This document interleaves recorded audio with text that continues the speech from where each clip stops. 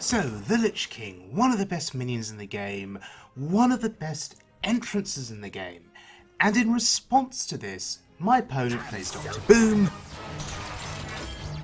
but one does not simply shield slam a 10 health Lich King for 9, it doesn't work. And so we finish this game with an 8 damage hero power, getting us precisely killed. Feels amazing. Always perfect, but Okay, so what deck am I playing today? Well, this is the first deck that I played from the Descent of Dragons expansion, and it's a Beardyman deck. Now, all of you know Beardyman, you've seen me feature his decks before, and there is one key thing about Beardyman. He creates fun decks that win games on the ladder. He is an awesome deck creator and innovator, and you really should follow him on Twitter, because if you do, you will be exposed to all of the great ideas that he keeps coming up with, all of the great decks that he publishes. Now, this feels like a mid-range deck, and it's a taunt heavy deck playing the quest Fire Plume's Heart. So the idea is you play your taunts, complete the quest, and start throwing 8 damage hero powers to your opponent's face, or to their minions, and clear the board. So with the taunts, you've got some early game taunts. You've got a Neutron, Frightened Flunky. You move into your mid game with Saronite Chain Gang, Diehorn Hatchling, Shield of Galakron, and into the late game you have Kartuk Defender, the Lich King, and of course Galakron the Unbreakable. N'Zoth the Corruptor is in there to squeeze out a little bit more late game value if you need it, in particular bringing back those Kartuk Defenders, which could give you some healing value if you need to heal. Now, it's worth noting that sometimes you just don't need N'Zoth, and you don't need the quest, because if you can buff up your taunts with Into the Fray and with Bolster, sometimes that can just be enough to win you the game. You have Armageddon as well, I don't know if I pronounced that correctly, but all of those buffs can just add up massively, and sometimes your opponent just can't get through the taunts. So we're going to have a look at this deck now in action on the Wild Mode ladder. 3 different games, starting out against a Priest. come, embrace the chaos. Okay, so we have the quest, we have Bolster, we have Into the Fray, and Infested Goblin. So I'm definitely keeping the quest, that seems worthwhile. I think that Into the Fray and Infested Goblin, we keep Into the Fray because it's cheap and it's a buff. And we're going to keep the 3-cost Goblin, just because we could play it early. And look, we have a nice curve now. We have a 2-drop. We're happy. Alright, so here we go with the quest. It's worth noting with the quest that you should aim to play Galakron first, and take advantage of Galakron, and then equip the weapon after completing the quest to change your hero power. Your tenacity is admirable. So, Shadow Visions on turn 2 gives me a very bad feeling, a sinking feeling. Of course it's the right way. Makes me think I'm up against Big Priest. Now, if that's the case, we may just be able to flood the board early and win the game before he starts developing big threats. That's the plan. Okay. A decision that you have to make with this deck is when do you play your buff effects? How long do you wait? How soon do you buff up your minions? This is the question. So here, I can play a 2-cost taunt, discover a taunt, it's pretty good. Primordial Drake seems reasonable, and I'm now going to buff. This wasn't on the map. So I've now got 2 4-attack minions on the board, both of which are immune to Shadow Word Pain and Death. I think that's pretty significant. And the fact that he's healing is just telling me that this is Big Priest, right? So we may as well just put another body on the board.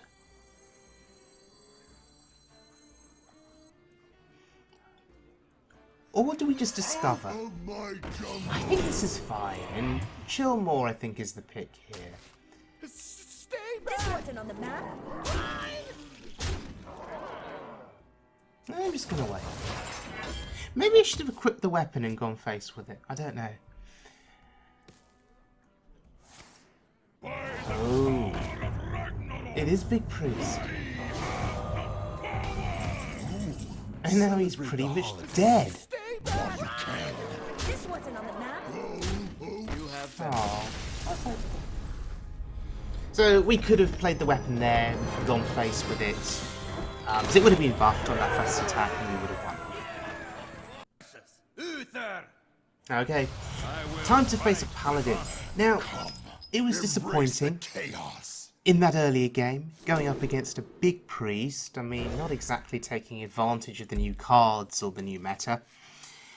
So, will this paladin disappoint us, or will the paladin be playing new cards? This is the question.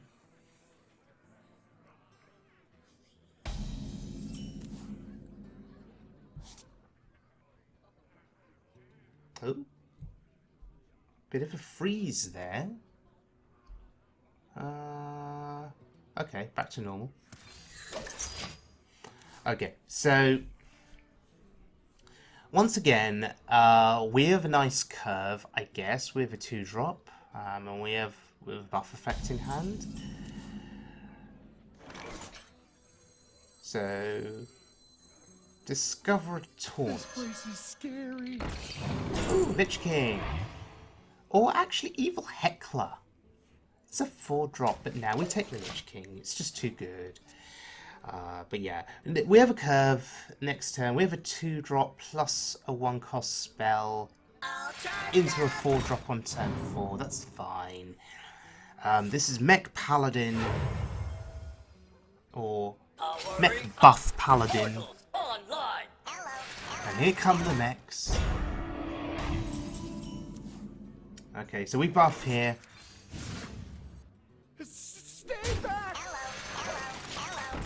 And now we have 2 Saronite Chain Gangs for the next 2 turns. I think that's reasonable. That should keep his threats at bay, hopefully.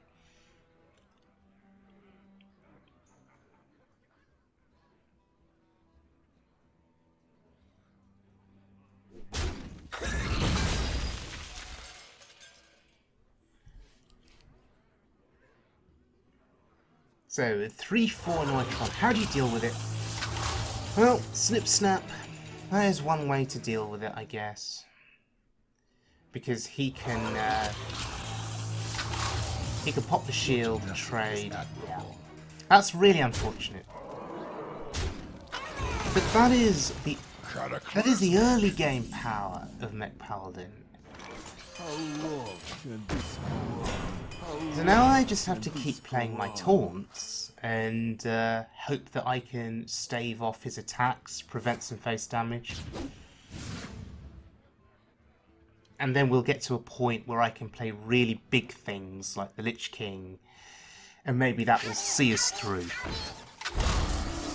Oh dear, Divine Shield, not what we wanted to see there. Really unfortunate. Cataclysmic. Okay, so 7 attack on board there. That's going to be problematic for our face. Stored energy. It keeps buffing. How long can this go on? How long can this go on? Yeah, how long can this go on?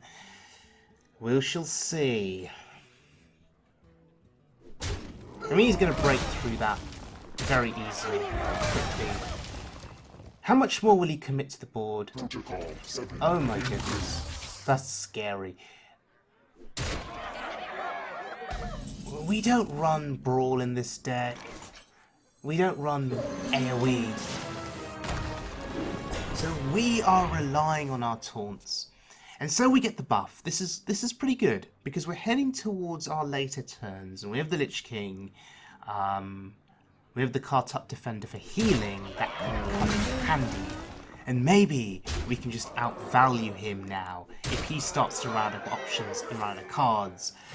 Reporting for duty. But our health total is really, really low here, and that is quite scary. Unity. Precision. Perfect. I probably should have played the card draw first. Or actually, yeah. Of course it's the right way. Would it have made a difference? No. We need to get some healing in with Ziliax. So, yeah, we were playing Ziliax, I think, regardless.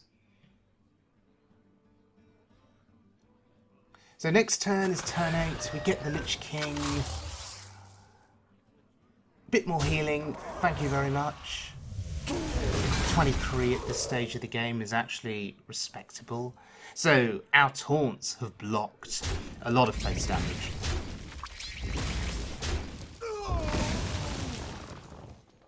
Ouch. Down to 16. But look, he is running out of things now. He is running out of threats. Meanwhile, we're finding cards that can discover us taunts and threats. So, is it time? I think it is. So, 12 health Lich King. How do you get through this? Oh, and Doom Pact, actually really, really good for us. Because if he does develop a couple of really big, strong mechs through Magnetic Effect, Doom Pact will deal with them. Yeah, there he is. There he goes, buffing his mechs up. Deals with the Lich King. That's quite sad. So he needed the Magnetic Effect there to kill off the Lich King, and he was lucky enough to have it. Fair enough. How scared am I of this board? Out of my jungle. Nullifier has 5 health, I'm going to take it. A board full of 1 attack minions. Are we scared of these? I guess the question is, can he buff them up? Powering up. Portals online. No, he can't. And he plays Shield of Minibot. Good early game card. But maybe not so good at this point in the game. Okay, he's having to sacrifice his mechs here. This is the beauty of a taunt deck.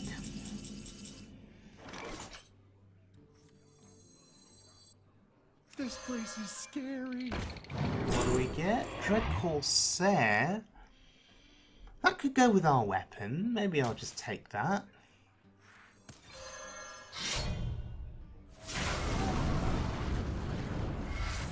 Nice animation there for Galakron's invoking. Blood and plunder. I will not be denied. Alright. I don't see how he gets through this board now. These buffed up taunts just going to be too much for him. The victory is yours. Feels good.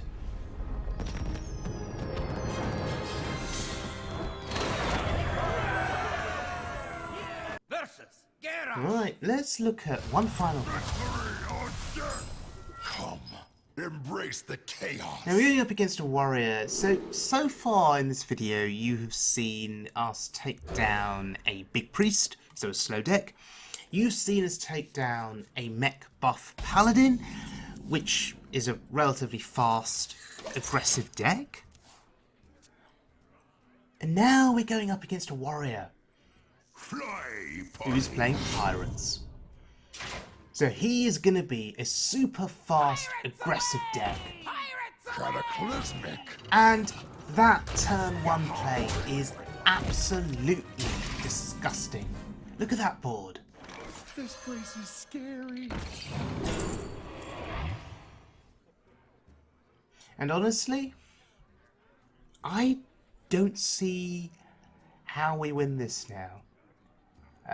Crazy Worshipper, I guess, is cheaper than the others. It's got 6 health, we take that. But Job done. I think we just lose the game outright. Because if he can buff these pirates up, then we're screwed. No matter what taunts we play from our hand, I think we're screwed. Trust the And there it is, South Sea Captain. We're not coming back from this.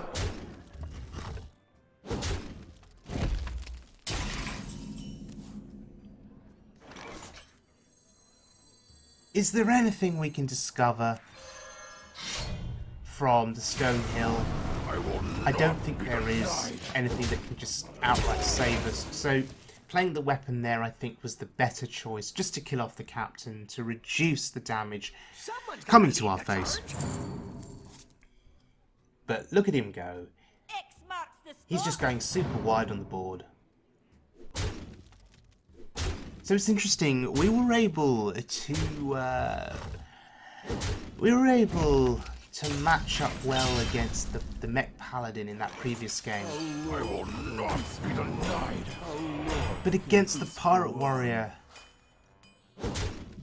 maybe there's still a chance. I mean, 3 health taunts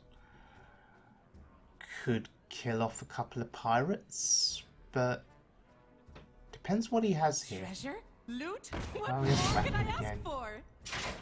Yeah, we're not able to withstand this. That's really unfortunate.